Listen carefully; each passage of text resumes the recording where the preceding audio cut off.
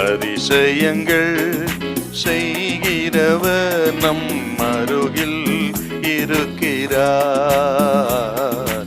அற்புதங்கள் செய்கிறவர் என்றும் நமக்குள் வசிக்கிறார். லூக்கா 8:8.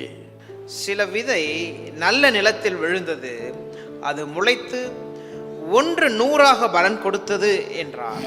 இவைகளை சொல்லி கேட்கிறதற்கு காதுள்ளவன் கேட்க கடவன் என்று சத்தமிட்டு கூறினார். நல்ல நிலத்தில் விதைக்கப்பட்ட விதை. இந்த நல்ல நிலங்கிறது பலனளிக்கும் இருதயம்.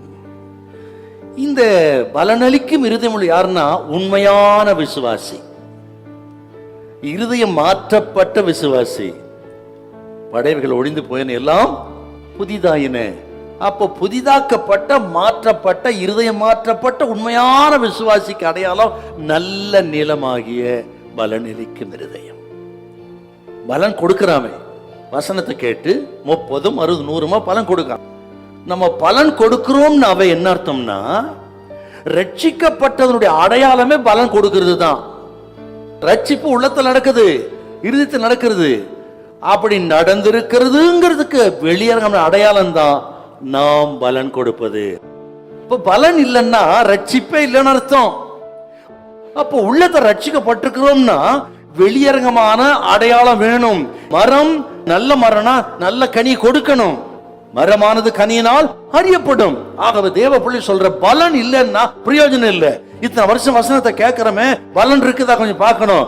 பலன் அப்படி என்னங்க? கலாத்தியர் 5:22-23 ஆவியின் கனிகள், அது பலன். அன்பு இருக்கா பாருங்க, சமாதானம், இச்சை இருக்க, தயவு, நற்குணம் இருக்குதா பாருங்க. மட்டுமல்ல, பிலிப்பியர் 1 நீதியின் கனி, எபிரேயர் 13:15 உதடுகளின் கனி, ரோமர் 1:13 ஆத்ம ஆதாயம் என்கிற கனி, ரோமர் 6:22 பரிசுத்தம் என்கிற கனி, கொலோசியர் 1:10 நற்கிரியை ஆகிய கனி. இதுதாங்க பலன். இது இருக்கா பார்க்கணும். நம்ம ஆவியின் கனிகளுக்கு முதலிடம் கொடுங்க. நீங்கள் மட்டும் நல்ல நிலமா இருந்துட்டா, நல்ல விசுவாசியா இருந்துட்டா, ஒரு எக்ஸ்ட்ராடினரி பிளெஸிங்கை கர்த்தர் உங்கள் எல்லாருக்கும் தருவார்.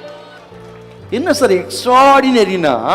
உங்கள் உழைப்புக்கு தகுந்த பலன் 100 மடங்கு உண்டாவதாக, உங்கள் பிரயாசத்துக்கு தகுந்த பலன் 100 மடங்கு உண்டாவதாக, உங்கள் ஊழியத்துக்கு தகுந்த பலன் கர்த்தர் தருவா.